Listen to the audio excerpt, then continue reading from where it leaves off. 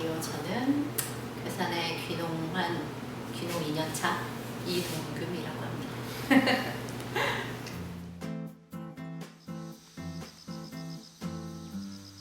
밤새 비가 내려 반짝이는 풀잎들. 이렇게 좋은 날 동금님을 기억하려 합니다.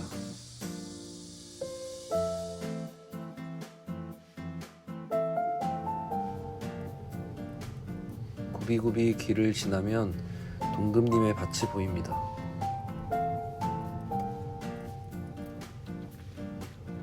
생각보다 길이 기네요.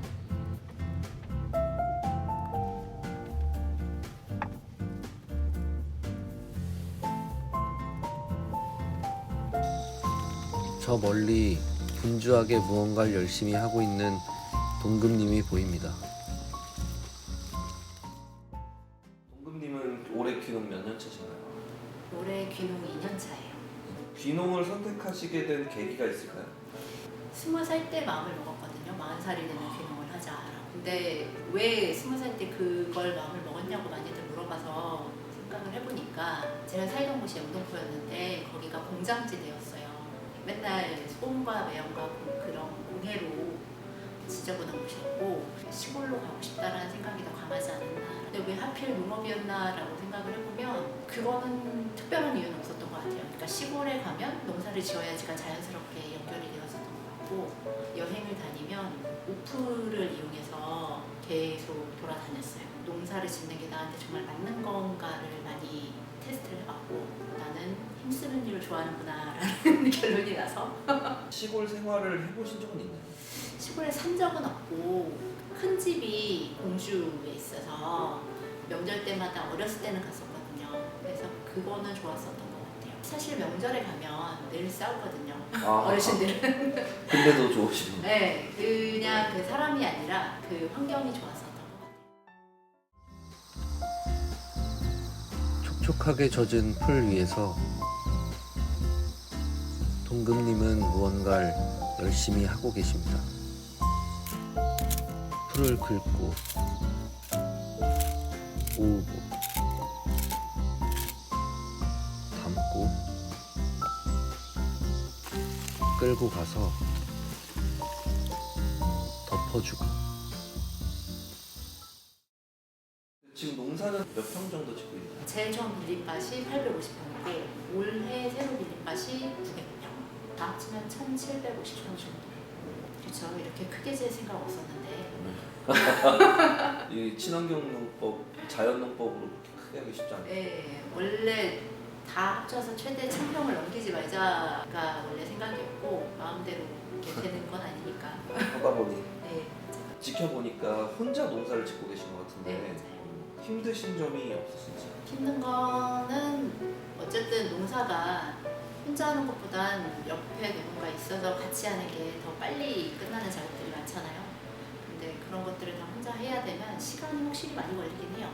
그게 조금 아쉽기는 한데 그렇다고 해서 누가 있는 게 더 낫냐라고 생각해보면 또 그렇지도 않아요. 저는 옆에 누가 있으면 그걸 되게 불편해하는 성격이고 일할 때 다른 사람한테 일을 못 맡기는 사람들 있잖아요. 그냥 힘들어도 내가 하는 게 낫지. 그래서 혼자 하는 게 훨씬 편해요, 마음이. 이런 질문을 원래는 잘 안 하긴 하는데 어쨌든 육체적으로 많이 힘든 일이다 보니까 여성 농업인으로서 힘들다거나 이런 건 없으신 거예요? 남자들도 농사 짓기 엄청 힘들거든요. 그게 사실 관행농이라면 기계를 많이 사용하잖아요. 농약도 살포해야 되고 방제도 해야 되고 물도 해야 되고 비료도 줘야 되고 하는 기계를 사용하는 것들이 굉장히 많아요. 근데 자연농을 하면 사실 초기에 경운해서 땅을 잡는 것들 외에는 그렇게 크게 힘이 들어갈 건 없어요. 예초기를 불리는 거 말고는.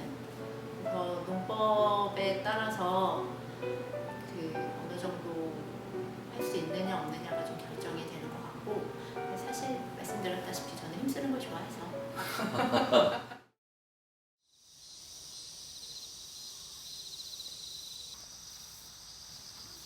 열심히 일하고 계시는 동금님에게 손님이 찾아왔네요. 저걸 사왔네. 에헤이. 안녕하세요. 안녕하세요. 어서 와요.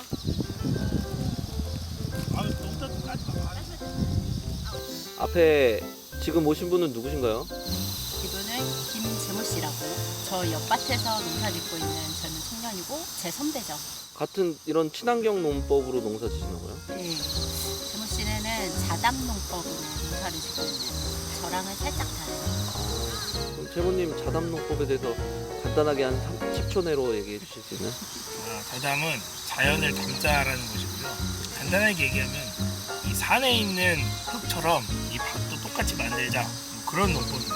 이렇게 자연 농법, 이런 농법을 지면 주변 분들에게 좀 이런저런 소리를 많이 듣는다는데 괜찮으신가요, 여기는? 많이 듣죠. 엄청 많이 듣는데 재모 씨가 먼저 와서 먼저 욕을 먹고 있어서 제가 상대적으로 좀 덜 먹은 느낌? 조금 잔소리가 덜한 느낌은 있어요. 다른 데에 비해서. 주변에 그래도 이렇게 비슷한 자연 농법으로 하시는 분들이 많아서 힘이 좀 되시겠어요? 원래 사실 주변에 같은 농법을 하는 사람이 있을 거라고 기대를 안 하고 왔는데 처음에 왔는데 재모 씨가 자담을 하고 있는 거예요. 밭을 보면 알 수 있거든요. 자담은 되게 반가웠어요. 바로 옆밭인데 사실 밭주인을 보고 싶었어요. 그리고 되게 잘해줬고 제가 괴산에 와서 여기서 정착을 하는 데 있어서 되게 많이 도움을 받았어요. 동국님의 장점 3가지를 말하자면 첫 번째로 힘이 엄청 세십니다. 이게 뭐 웬만한 성인 남성 이상의 근력을 소유하고 계시기 때문에 밭 올라갔다 내려갔다 기본으로 하시고요. 두 번째 장점, 끈기가 장난이 아닙니다. 거의 그 태릉 선수촌 같은 느낌으로 해가 뜨고 지고 뭐 비가 오고 눈이 오고 뭐 한 일이 끝나기 전에는 절대 여기 떠나지 않으시다. 세 번째로는 부침성이 있으시다. 이게 이야기도 잘 통하고 같은 어떤 자연농법이라는 그 주제로 같이 농사를 짓다 보니까 할 얘기도 되게 많고 공감되는 것도 많고 근데 그런 사람이 바로 이웃에 있으니까 배울 게 너무 많죠. 도움 뭐 주고받으면서 좋은 것 같아요. 이웃을 진짜 잘 만났네요. 진짜 서로 잘 만났다고 할 수 있어요. 처음 동급님 밭을 봤을 때 깜짝 놀랐어요. 일반 밭이랑은 확연히 다른데 잔디밭 같았거든요. 동급님 밭은. 왜 그렇게 다른 건가요? 우선 제가 자연 재배를 하고 있기 때문에 비닐 멀칭을 하지 않는 게 가장 미학적으로 보이는 차이점인 것 같아요. 근데 자연 재배가 유기농 안에 속하기는 하지만 그거보다 두 가지 더 안 하거든요. 무 비닐 멀칭과 무 경운 이렇게 두 가지를 들어가는데 그 차이 때문에 밭이 좀 더 예뻐 보이고. 자연 농법을 뭔가 유지하시기에 많이 힘들진 않으신가요? 다들 관행을 선택한 데는 이유가 있을 텐데. 자연농법이 쉽다고 생각하지는 않는데 저는 벌레를 잡느라고 뭔가 따로 하지 않거든요. 그리고 비료를 뿌리지 않으니까 비료를 뿌리는 일이 줄죠. 그래서 제가 주로 하는 일은 풀 잡초를 잘라서 베어주는 일 말고는 사실 거의 없어요. 풀이나 이런 거를 모아서 낙엽이나 이런 걸 모아가지고 유기물을 넣어주거나 그거를 발효시켜가지고 퇴비를 만드는 그런 일은 하는데 전체적으로 봤었을 때 다른 일을 안 하기 때문에 일하는 정도는 비슷하지 않을까라는 생각해요. 일반 전체 농사에서 유기농도 소수인데 거기보다 더 소수인 자연 농법? 이런 농법을 고집하는 데는 특별한 이유 같은 게 있으실까요? 저도 원래는 유기농까지만 하려고 했는데 제가 서울에서 제일 관심이 많았었고 삶의 기준으로 삼았었던 건 환경보호였어요. 귀농하기 위해서 농사 공부를 하잖아요. 근데 유기농으로 할 건데 다들 비닐을 씌우라고 하더라고요. 처음에 비닐밭이 850평인데 여기다 비닐을 다 씌우면 그 비닐을 어떻게 하나라는 생각이 드는 거예요. 와서 보니까 그 비닐 쓰레기가 정말 엄청났고 그걸 보니까 이게 좀 진저리가 나더라고요. 그래서 환경보호의 관점에서 무 비닐 멀칭을 선택하게 된 거고 비닐 멀칭을 하지 않으면 뭔가로는 덮어줘야 돼요. 땅은 맨 땅으로 놓을 수는 없으니까. 그래서 풀 멀칭을 선택하게 된 거고 근데 그것만으로는 사실 부족하다는 생각은 들어요. 택배버스를 재활용해서 덮어주는 것도 실험을 해보고 있고요. 무 경우는 그 비닐 멀칭을 하지 않기 때문에 자연적으로 선택하게 된 거예요. 오전 일을 끝내고 이웃들과 함께 점심 식사를 하러 왔습니다. 식사를 하면서도 농사 이야기가 끊이지 않네요. 오늘의 메뉴는 해물 칼국수입니다. 정말 맛있어 보이죠? 이 메뉴를 선정한 것도 특별한 이유가 있다는데요. 한 2년째 지금 냉동실에 넣어놨는데. 채식을 하신다고 들었는데 아, 네. 채식은 어떻게 하게 되셨나요? 채식은 2011년에 호주에 워킹홀리데이를 갔다 왔고 호스트들이 아무래도 채식주의자가 좀 많았었어요. 그래서 의도치 않게 강제 채식을 하게 된 거죠. 제가 가기 전에는 굉장히 잘 체하는 체질이었는데 염소똥처럼 생긴 소화제 있잖아요. 한약 소화제, 한방 소화제 그걸 6통을 들고 갔어요. 근데 강제 채식을 하다 보니까 체하는 일이 거의 없는 거예요. 아 이게 나한테 내 체질에는 좀 맞는구나라는 걸 살짝 느끼긴 했고 호주 갔다 와서 읽은 책이 음식혁명이라는 책인데 그 책이 공장식 사육에 대한 고발하는 책이잖아요. 그래서 걔들이 불쌍하다가 아니라 이런 걸 먹어서 살겠냐라는 생각이었어요. 네. 해봤더니 안 먹어도 되네라는 거를 느꼈었기 때문에 한번 먹지 말까 이렇게 가볍게 정하게 됐죠. 특히 서울에서도 네. 비건 메뉴를 찾아보기 어렵잖아요. 도쿄에서는 아마 더 할 거란 말이죠. 그래서 그 채식을 유지하면서 뭔가 힘든 점이나 이런 건 없으신가요? 우선 채식의 단계가 여러 가지가 있잖아요. 저는 시작은 비건으로 했는데 사회생활을 하다 보면 비건을 유지할 수가 없었고 그래서 아예 단계를 완전 제일 낮은 걸로 내렸어요. 페스코 단계로 내려서 그냥 육류만 안 먹거든요. 선택폭이 굉장히 넓어져요. 그 채식을 시작했던 당시에는 진짜 힘들었었어요. 사실 난 채식주의자야 라고 말하는 순간 고기를 먹이려고 하는 사람들이 너무 많았거든요. 저도 그랬던 것 같아요.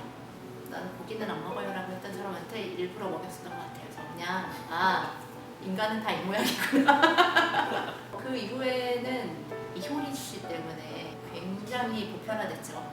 오히려 더 하기가 편해졌어요. 그전에는 많은 공격을 받았거든요. 채식을 하면 건강에 안 좋네. 그거 먹어서 어떻게 사냐. 네가 잘 몰라서 고기를 안 먹으면 사람은 못 산다. 뭐 이런 얘기를 되게 많이 들었는데 이미 채식 문화가 보편화되어 있기 때문에 굳이 설명하진 않아도 될 것 같고 원래 외식을 그렇게 자주 하는 편은 아니었었기 때문에 아무래도 시골이다 보니까 어딜 가도 고기가 다 들어있기는 해요.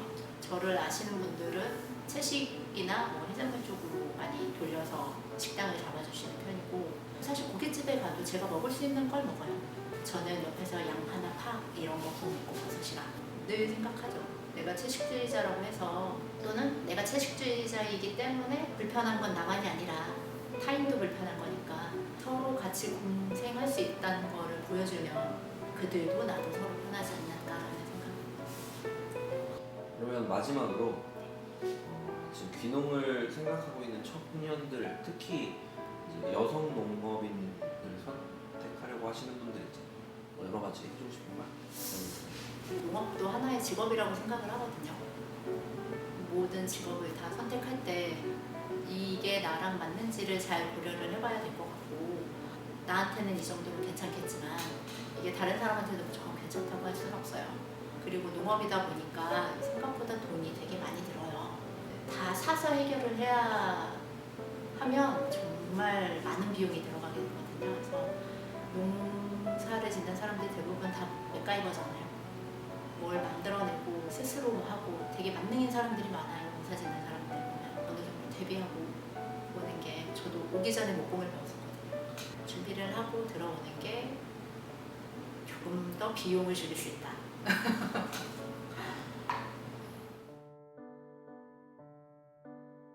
어떤 밭에 봐. 왜냐하면 작년에 이렇게 했었을 때 다 갈고 맨 땅에다가 다 따닥따닥따닥 다 해놓고 카트가 지나다닐 길도 없고 별로인 거예요. 이게 원래 내가 하려고 했었던 건 아닌데 올해 목표는 그냥 이쁜 밭을 만들자로. 그래서 예쁜 밭을 만드는 것이 올해 목표라 말씀하시는 동근님.